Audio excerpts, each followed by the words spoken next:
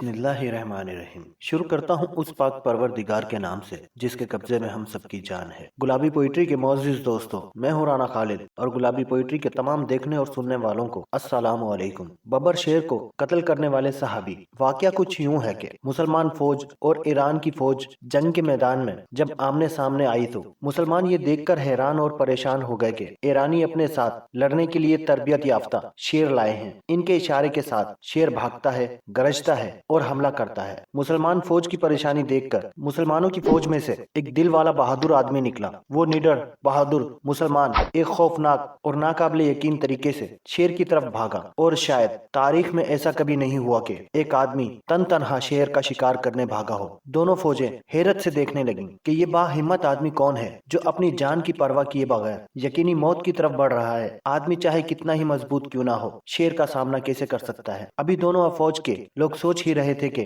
وہ بہادر ہوا کی طرح شیر کی طرف اڑ کر گیا۔ اس کے سینے میں کامل مسلمان کا ایمان اور ہمت تھی، جو اللہ کے سوا کسی سے نہیں ڈرتا، بلکہ اس کا عقیدہ تھا کہ شیر ہی اس سے ڈرے گا۔ پھر اس نے اپنے شکار شیر پر شیر کی طرح چھلانگ لگائی اور اس پر اپنی تلوار یا خنجر کے پے در پہ وار کیے، یہاں تک کہ اس نے شیر کو خاک اور خون میں نہلا کر مار ڈالا۔ ایرانیوں کے دلوں میں خوف طاری ہو گیا کہ یہ کون لوگ ہیں، یہ کیسی مخلوق سے پالا پڑا ہے، وہ ان لوگوں سے کیسے لڑیں گے جو شیروں سے نہیں ڈرتے۔ دشمنوں کے ذہن پر یہی خوف سوار ہو گیا کہ بھلا شیر کو ایک تن تنہا آدمی کیسے مار سکتا ہے۔ چنانچہ جب جنگ شروع ہوئی تو خوف زدہ دشمن کو مسلمانوں نے جنگ کے شروع میں ہی بھگا دیا۔ جب دشمن میدان چھوڑ کر بھاگ گیا تب سعد بن ابی وقاص رضی اللہ تعالیٰ عنہ اس نوجوان کے پاس گئے اور ان کا ماتھا چوما تو اس نوجوان نے عاجزی کے ساتھ سعد رضی اللہ عنہ کے قدموں کو بوسہ دیا اور کہا، آپ کی شان نہیں ہے کہ میرا ماتھا چومیں، بلکہ میں چومتا ہوں۔ کیا آپ جانتے ہیں کہ وہ بہادر شیر کون تھا؟ وہ ہاشم بن عتبہ